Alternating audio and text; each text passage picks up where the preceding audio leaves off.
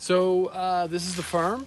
For those of you who haven't been here before, this is our farm we've had for years and years now, and it's evolved a ton over the years, but it's still, a lot of it is just like when we first got here 15 years ago. So we have the area where we usually cook and hang out and play sports, and the farmhouse. And then the fields, this is a field that we typically is planted in grass. And then there's the forest where we have some biking trails and hiking trails. And then there's the barns. So we have barn that's being constructed, a barn that we're trying to, that we couldn't save, so we replaced it. And then this is the distillery. So the distillery looks just like it did when we first bought the place, except it's got a new foundation and it's standing upright, so that's been a big improvement.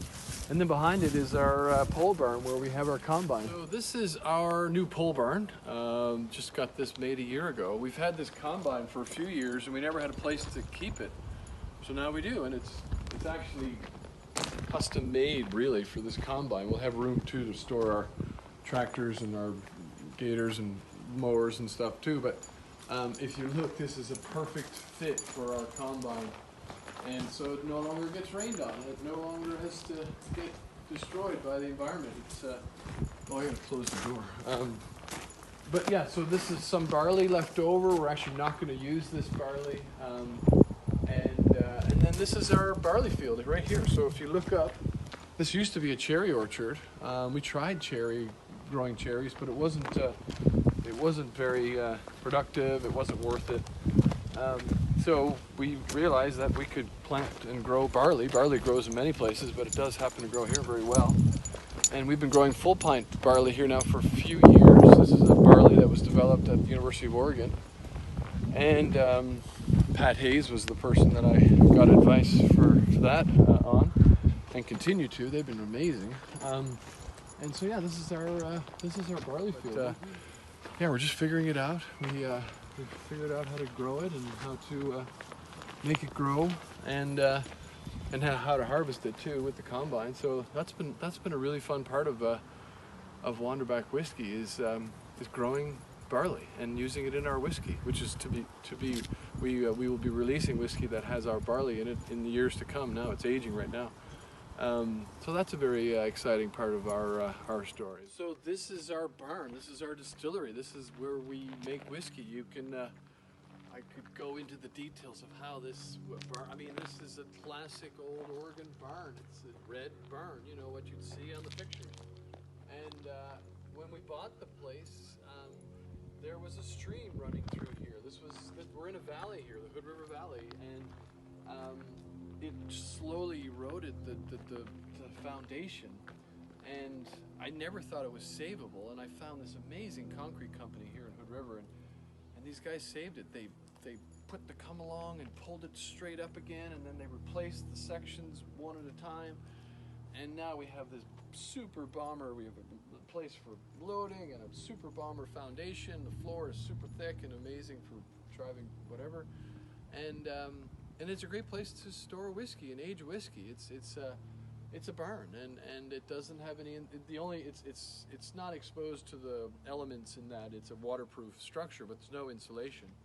And yeah, it's a really interesting, fun place to age whiskey. Would you like to see inside?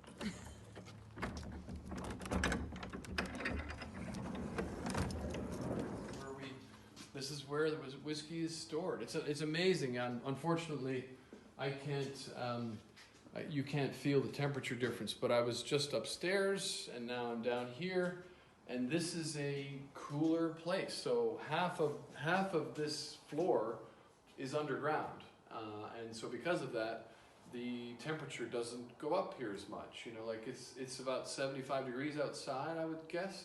And in here it's probably low 60s. So when we want things to go slow and we want whiskey aging to slow down and start, you know, mainly have the effects of oxygen and that sort of thing, rather than heat, this is where we put our casks. Whereas if we want things to go and we want some taste to build, we want some extraction to happen from the casks, we put them up in the warmer areas of the distillery.